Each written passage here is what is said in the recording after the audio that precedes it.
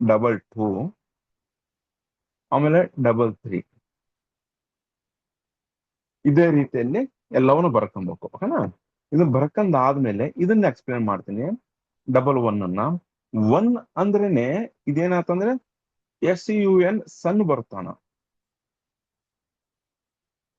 ನಮಗೆ SUN ಸನ್ ಬರ್ತಾನ ಸನ್ ಬರ್ತಾನ. ಒಂದು ಸೂರ್ಯ ಪ್ಲಸ್ ಇನ್ನೊಬ್ಬ ಸೂರ್ಯ, ಇದು ಇನ್ನೊಬ್ಬ ಸೂರ್ಯ ಇನ್ನೊಬ್ಬ ಸೂರ್ಯ ಬರ್ತಾನ. ಇಲ್ಲಿ ಇನ್ನೊಬ್ಬ ಸೂರ್ಯ ಬಂದಾಗ ಆ ವ್ಯಕ್ತಿಯ ಜೀವನದಲ್ಲಿ ಲಾಸ್ಟ್ ಇದನ್ನ ಪ್ಲಸ್ ಮಾಡ್ಬೇಕು.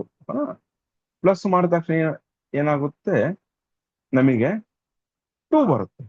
1 + 1 = 2 ಈ ಯಾರ್ದು ಬಂದಿರುತ್ತೆ ಡೈರೆಕ್ಟ್ ಡೇಟ್ ಫಸ್ಟ್ ನಾವು ಕನ್ಸಿಡರ್ ಮಾಡೋದನ್ನ ಡೇಟ್ ಅನ್ನ ಕನ್ಸಿಡರ್ ಮಾಡಬೇಕು ಓಕೆನಾ.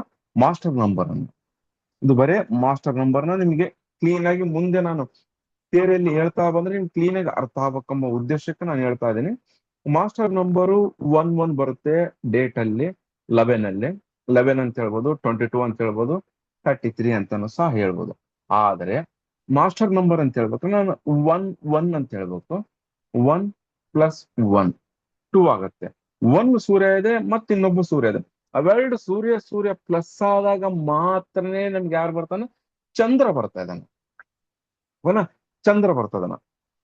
ಇನ್ನೊಂದು ಚಂದ್ರ ಬರ್ತಾನ, ಅದನ್ನೇ ಸೇಮ್ 2 + 2 ಕಳಿಸಿದ್ರೆ 4 ಬರ್ತಾ ಇದೆ.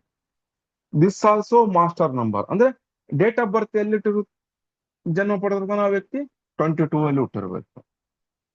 22 ಅಲ್ಲಿ ಜನ್ಮ ಪಡೆದಿದ್ರೆ ಮಾತ್ರ ಮಾಸ್ಟರ್ ನಂಬರ್. ಇನ್ನೊಂದು ಇವೆರಡು